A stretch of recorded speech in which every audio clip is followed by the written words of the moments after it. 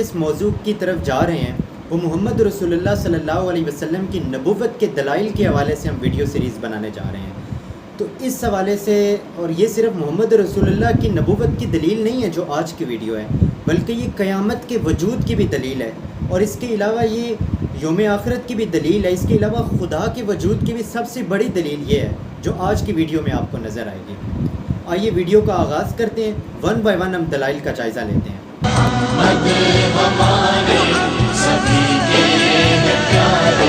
اس سلسلے کی جو سب سے پہلی بات ہے وہ یہ ہے کہ محمد رسول اللہ صلی اللہ علیہ وسلم جو تھے وہ امی تھے۔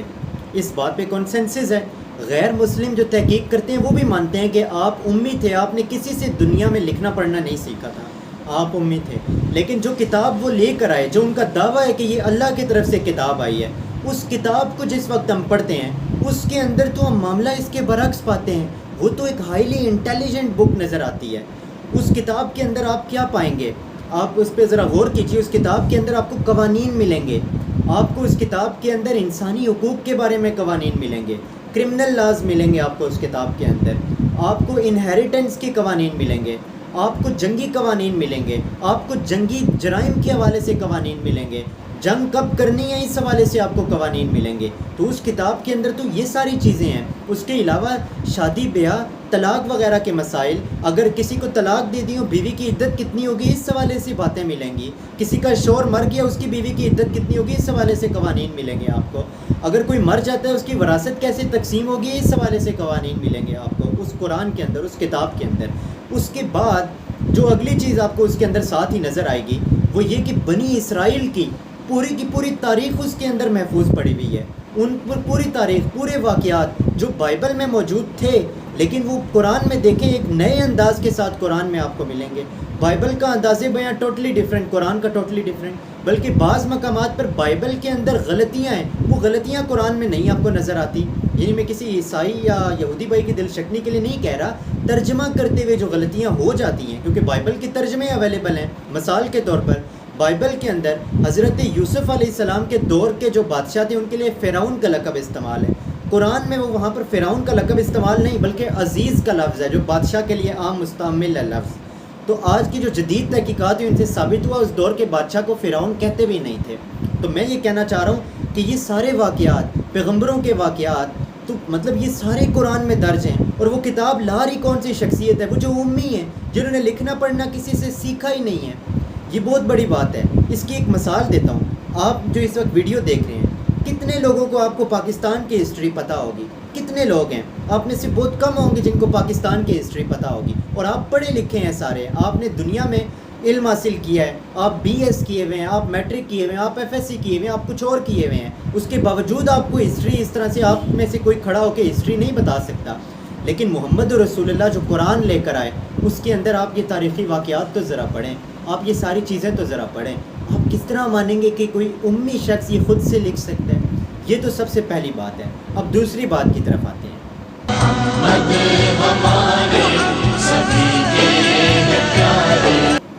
اچھا، اب جو دوسری بات ہے وہ یہ ہے کہ آپ ایک مرتبہ قرآن کو پڑھیں اور محمد رسول اللہ کی پرسنالٹی کے بارے میں بھی ایک مرتبہ پڑھ لیجئے جو کہ محفوظ ریکارڈ ہے، تو آپ کو ایک چیز نظر آئے گی۔ کوئی بھی انسان اگر جھوٹا دعویٰ کرتا ہے، معاذ اللہ ثم معاذ اللہ، یعنی پیغمبری کا، نبوت کا، اس کی کیا وجوہات ہو سکتی ہیں؟ کسی بھی سائیکیٹرسٹ سے پوچھ لیجئے، کسی بھی سائیکالوجسٹ سے پوچھ لیجئے، اس کی کیا وجوہات ہو سکتی ہیں۔ پہلی وجہ ہو سکتی ہے پیسے کے لیے وہ ایسا انسان ایسا کام کر رہا ہے، یعنی وہ چاہتا ہے کہ اس کے جو متعلقین ہیں، اس کے جو جانثار ہیں وہ اس کو مال دیں، یہ وجہ ہو سکتی ہے۔ لیکن محمد رسول اللہ کا آپ قرآن تو پڑھیں، جو قرآن آپ لے کر آئے اس قرآن میں کہاں لکھا ہوا ہے کہ تم دولت کی لا کر دو محمد رسول اللہ کو؟ اس قرآن میں کہاں لکھا ہوا ہے کہ تم زر و جواہرات لا کر دو محمد رسول اللہ کو؟ اس قرآن میں کہاں لکھا ہوا ہے کہ تم اپنے گھر کے سونے چاندی کے ذخائر لا کر دو؟ بلکہ اس قرآن کی تعلیم تو یہ ہے کہ یتیموں کو دو، مسکینوں کو دو، ماں باپ پر خرچ کرو، رشتہ داروں پہ خرچ کرو۔ کہاں ہے اس قرآن کے اندر کہ محمد رسول اللہ کو لا کر دو؟ تو ایک معاذ اللہ ایسا جھوٹ اگر منسوب کرنا ہوتا اللہ کی طرف تو آپ یہ کہتے کہ یہ پیغمبر ہے، اس کو دولت لا کر دو، اس کو پیسہ لا کر دو، اس کو زر و جواہرات لا کر دو۔ تو وہ ایسی باتیں ہونی چاہیے تھی قرآن کے اندر، بلکہ اس کے برعکس قرآن کے اندر تو یہ ملتا ہے کہ میں تم سے اس رسالت کا کوئی اجر نہیں مانگتا، کوئی اجر نہیں مانگتا ہوں، کوئی دولت نہیں مانگتا ہوں، قرآن کے اندر تو یہ بات ملے گی۔ اچھا، اس کے علاوہ کوئی پیغمبر کا اگر دعویٰ کرتا ہے پیغمبری کا، تو آپ کو معلوم ہے اس کی ایک اور وجہ یہ ہو سکتی ہے کہ وہ دوسروں کے سامنے ذرا اونچا بننا چاہتا ہے انسان، وہ ایک اپنی پرسنالٹی کو ذرا اونچا کرنا چاہتا ہے۔ جبکہ قرآن پڑھو تو قرآن میں تو تمہیں نظر آئے گا کہ قرآن تو اس کو بھی شرک کہتا ہے کہ محمد رسول اللہ کی اگر عبادت کرو، وہ اس کی بھی مذمت کرتا ہے۔ اور قرآن جو ہے وہ گاڈ اورینٹیڈ ہے، محمد رسول اللہ کے گرد نہیں قرآن گھومتا، وہ خدا کے گرد گھومتا ہے۔ محمد رسول اللہ تو اس خدا کے پیغمبر کی حیثیت سے قرآن کو لانے والے ہیں، اس کو سمجھانے والے ہیں، اس کو بتانے والے ہیں۔ تو قرآن جو ہے وہ تو یہ بھی نہیں، وہ تو یہ کہتا ہے کہ محمد رسول اللہ کی جو عبادت کرتا ہے تو سن لیں، وہ بے مشرک ہے۔ تو قرآن تو یہ کہہ رہا ہے، تو اس سے ثابت ہوا اگر کوئی ایسی بات ہوتی۔ اس کے علاوہ محمد رسول اللہ کی پرسنالٹی دیکھیں، نبی صلی اللہ علیہ وسلم کہتے ہیں خبردار میرے ساتھ وہ سلوک نہ کرنا جو عیسائیوں نے حضرت عیسیٰ کے ساتھ سلوک کیا، ان کو بہت بلند مقام دے دیا۔ کہا نہیں، میں اللہ کا ایک بندہ ہوں اور مجھے اس کا بندہ اور اس کا رسول ہی رہنے دینا، یہ نبی صلی اللہ علیہ وسلم کہہ رہے ہیں، اور قرآن کی دعوت بھی یہی کہہ رہی ہے۔ تو پھر آپ بتائیے کہ یہ دونوں باتیں غلط ہو جاتی ہیں کہ دولت کے لیے کوئی کرتا یا شہرت کے لیے کرتا، تو اس کے علاوہ تیسری یہی بات رہ جاتی ہے کہ وہ اللہ کے پیغمبر تھے۔ اس کے بعد آخری دلیل ہے، اس کے بعد حقیقت بالکل ننگی ہو جائے گی، بالکل ایک یعنی نیکڈ ہو جائے گا، ترتھ بالکل ایکسپوز ہو جائے گا۔ آئیے اس کی طرف چلتے ہیں۔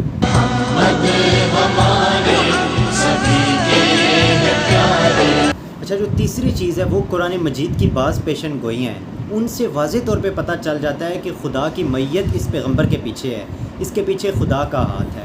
ٹھیک، اچھا وہ کیا ہے؟ میں آپ کے سامنے چند چیزیں رکھتا ہوں اور میں کوشش کروں گا جلدی جلدی ان کو کور کر لوں۔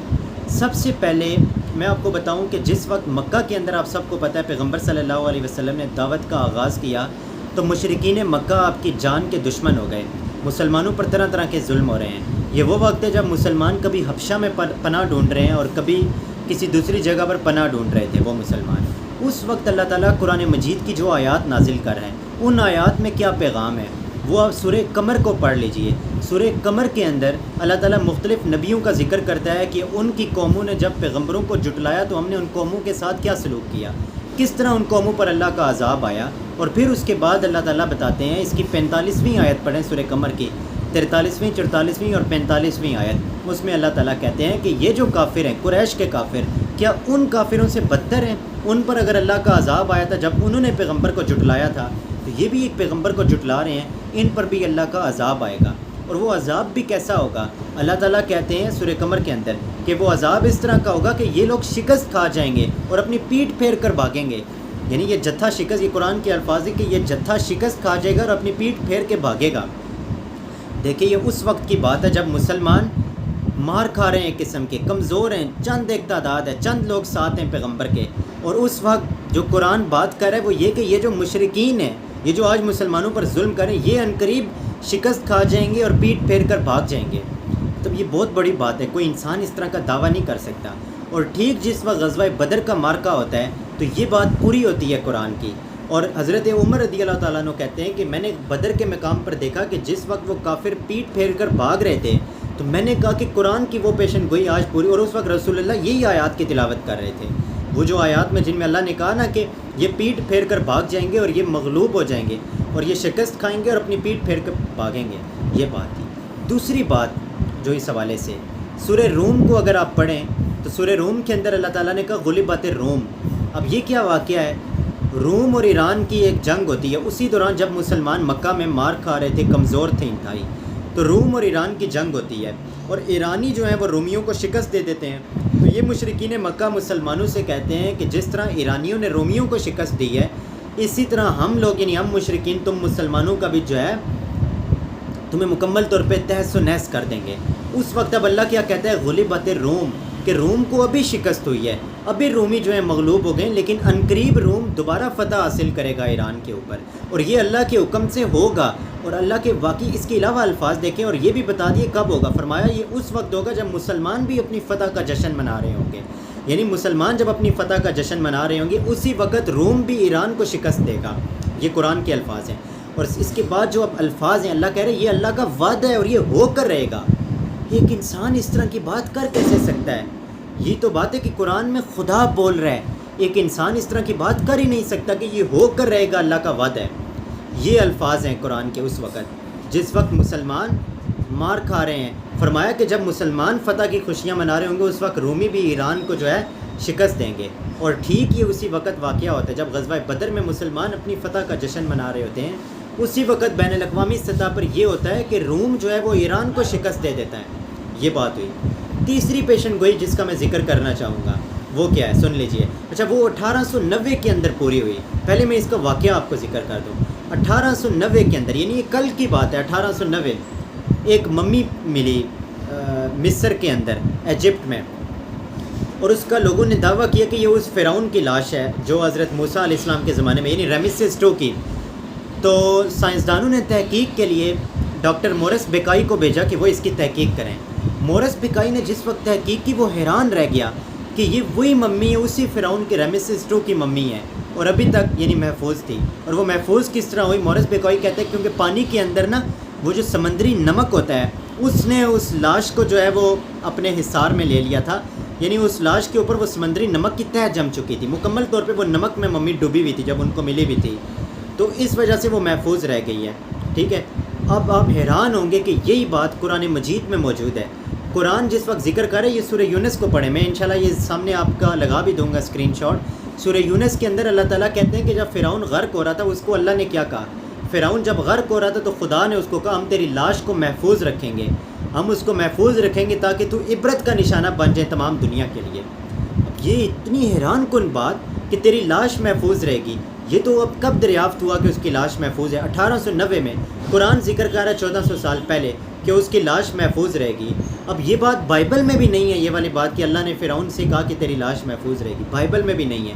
یہ قرآن بات کر رہا ہے. اور کب کر رہا ہے؟ اس وقت کر رہا ہے. اور یہ آج ڈسکور ہو رہی ہے فرعون کی ممی, اور اس کی لاش واقعی محفوظ. آج بھی جس کو قرآن کی صداقت پر شک ہے وہ آج چلا جائیں مصر کے میوزیم میں اور وہاں پر فرعون کی ممی کو دیکھیں اور پھر قرآن کی ان آیات کو کھول کر پڑھ لیں جہاں پر لکھا ہوا ہے قرآن کی آیات میں واضح طور پہ ہم تیری لاش کو محفوظ رکھیں گے اور اسے عبرت کا نشان بنائیں گے.